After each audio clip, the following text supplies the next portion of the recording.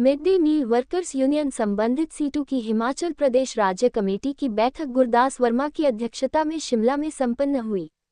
बैठक में सीटू प्रदेशाध्यक्ष विजेंद्र मेहरा, उपाध्यक्ष जगत राम, बालक राम, विवेक कश्यप, हिमी देवी, शांति देवी, पुष्पा शर्मा, सुदेश कुमार, पूनम, नरेश कुमारी, मीना, मीरा खान, बबीता, बिमला, इंद्र, जानकी, ध्यानचंद काल्टा, पवन, तारा, अनीता, चंपा आदि शामिल रहे। नियम दिए कार्ल मार्क्स ने, उन्होंने यूनियन बनाने से पहले ही एक बात बोल दी थी। अंग्रेजी में बोलते थे ना, वो जर्मनी में पैदा हुए थे, इंग्लैंड में रहते थे, तो बोलते थे नथिंग इज एब्सोल्यूट, मतलब कोई भी चीज पूर्ण नहीं है। एब्सोल्यूट का मतलब पूर्ण नहीं है। तो यूनियन भी संपूर्ण नहीं होती है, वो सीखती रहती है यूनियन अपने अनुभव से। कुछ उपलब्धियां हासिल करती है यूनियन, कुछ कमजोरियां रह जाती हैं, उन कमजोरियों को दूर करते हैं, आगे बढ़ते हैं, एक नई चुनौती आती है, वहां भी कुछ गलती हो जाती है, फिर उसको दूर करते हैं। इस तरीके से यूनियन आगे बढ़ती रहती है। तो आपकी यूनियन एक संघर्षशील यूनियन है, और हिमाचल प्रदेश भी पूरे देश के अंदर भी एक लड़ाकू और बड़े जज्बे वाली यूनियन है। और मुझसे पूर्व वक्ताओं ने काफी तफसील से विषयों को आपके बीच में रखा कि कैसा ये संघर्ष रहा हमारे जीवन का। बोलने वाले जो मर्जी बोले क्या किया यूनियन ने, लेकिन जो काम करता है मिड डे मील में उसको अनुभव से मालूम है कि क्या किया यूनियन ने। ये सफर जो 100-200 से शुरू होकर आज यहाँ तक पहुंचा, सिर्फ ये नहीं है महत्वपूर्ण की तनख्वाह बढ़ी, महत्वपूर्ण ये है कि ऐसे भी दौर आए हमारे रोजगार में, जब ऐसा भी वक्त आया जब ये लगने लगा कि स्कीम ही नहीं बची। तो याद होगा ना 2016 में प्रधानमंत्री ने सरेआम मंच पर आकर घोषणा की थी कि मेरा मन करता है कि आंगनवाड़ी और मिड डे मील जैसी योजनाएं को बंद कर दूं मैं, किसी काम की नहीं है योजनाएं। और सिर्फ बोला नहीं था, वो आपको बाद में मालूम भी है, कुछ सालों के बाद मिड डे मील का योजना का नाम ही बदल दिया उन्होंने, पोषण योजना बना दिया। और मकसद यही था कि किसी न किसी तरीके से जो सुप्रीम कोर्ट की डायरेक्शन थी, उसने जो कुछ दिशा निर्देश दिए थे, उसके अनुसार इस योजना को जो चलाना था, उससे पल्ला झाड़कर जो है इस तरीके से यूनियन इस आपके रोजगार को धकेल दिया जाए जहां से उनको ये स्कीम बंद करना आसान हो जाए। सुप्रीम कोर्ट जब तक फंसा है ना, थोड़ी दिक्कत है, तब सरकार भी सोचती है नहीं सुप्रीम कोर्ट से पंगा नहीं लेना। लेकिन जब सुप्रीम कोर्ट को परे करके, वो तो मिड डे मील के लिए कुछ बोला ना सुप्रीम कोर्ट ने, जब मिड डे मील का नाम ही बदल दो, पोषण योजना कर दो, तो मिड डे मील कहाँ रह गए, वो बोलेंगे ये स्कीम ही नहीं है, अब नई कोई चीज आ गई है। तो ये सारी चीजें चलती रही है। लेकिन अभी क्या चुनौती है हमारे बीच में, पहले लड़ाई हम ये कर रहे थे, संघर्ष ये कर रहे थे कि हम कच्चे हैं, ठीक है, हमें इसमें से तनख्वाह नहीं मिलती है, हमसे ज्यादा काम करवाया जाता है, इसके निजीकरण की साजिश हो रही है, ये सारी चीजें चल रही थी। और ये हमारे मन में था एक विश्वास कि देर सवेर हम लड़ाई लड़के कभी न कभी रेगुलराइजेशन की तरफ आगे बढ़ेंगे और उस लड़ाई को आगे ले जाएंगे। लेकिन जैसे हमले चल रहे हैं पूरे देश के अंदर, आपको समझना जरूरी है। मैं अक्सर देखता हूँ मिड डे मील की मीटिंगों में कि मिड डे मील की ही बात होती है, ये सबसे खतरनाक है। मिड डे मील अलग से कोई टापू नहीं है दुनिया में, देश है ना हमारा भारत देश, तो भारत में सिर्फ हिमाचल ही तो नहीं है ना, और भी तो राज्य होंगे, केंद्र शासित प्रदेश होंगे, जुड़े हुए ना पूरे देश से, हिमाचल वाले भी।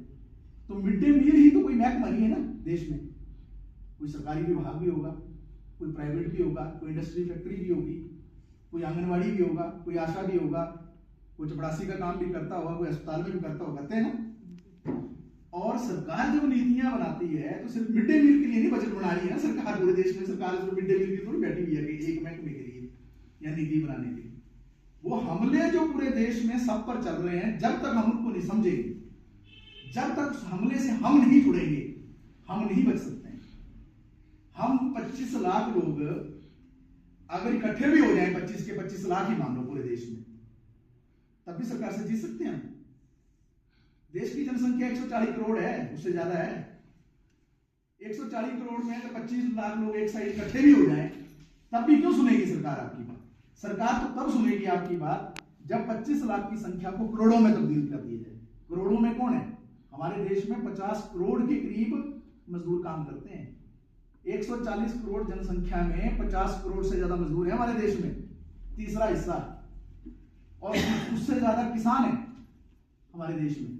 जब तक वो मजदूर और किसान इकट्ठे नहीं होंगे ना पूरे देश में, न तब तो आंगनबाड़ी बचेगा, न मिड डे मील बचेगा, न सरकारी विभाग बचेगा, न इंडस्ट्री फैक्ट्री वाला बचेगा। और वो आप देख रहे होंगे शायद क्या चल रहा है देश के अंदर, जो कानून जिस तरीके से जिस रूप में बदले जाते हैं, उसको नहीं समझे कि हम आने वाले समय में जो साथी जगत राम जी ने बात कही, साथी हिम्मी जी ने बातचीत कही, दूसरे लोगों ने बातचीत कही कि आहिस्ता आहिस्ता पूरा जो है इस योजना को ही अमीरों के गोद में डालने का काम है। कैसे होता है गोद में डालने का? आपको लगेगा यार कैसे उस मिड डे मील कैसे चली जाएगी अमीर के पास? क्यों नहीं जाएगी? सड़क का महकमा जा सकता है।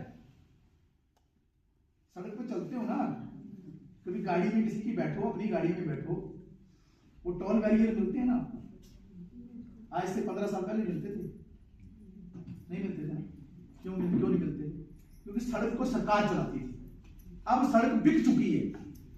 अब सरकार जो सड़क है वो सरकार ने किसी अमीर आदमी के हवाले कर दी। तू ही बनाएगा, तू ही चलाएगा, तू ही इसका रखरखाव करेगा। तो क्या करता अमीर?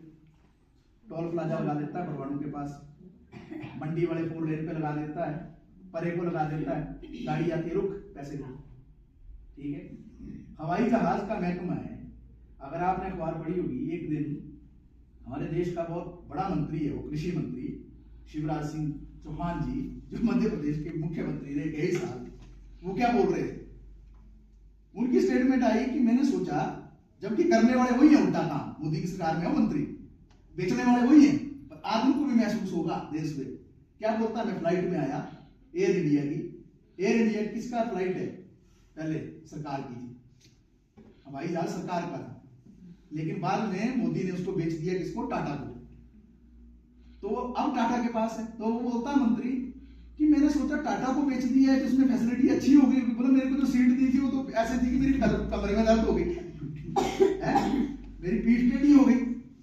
तो हवाई जहाज बिक रहा है, रेलवे बिक रहा है, सड़कें बिक रही हैं, स्टील का उद्योग बिक रहा है, इस देश के अंदर सब कुछ बिक रहा है।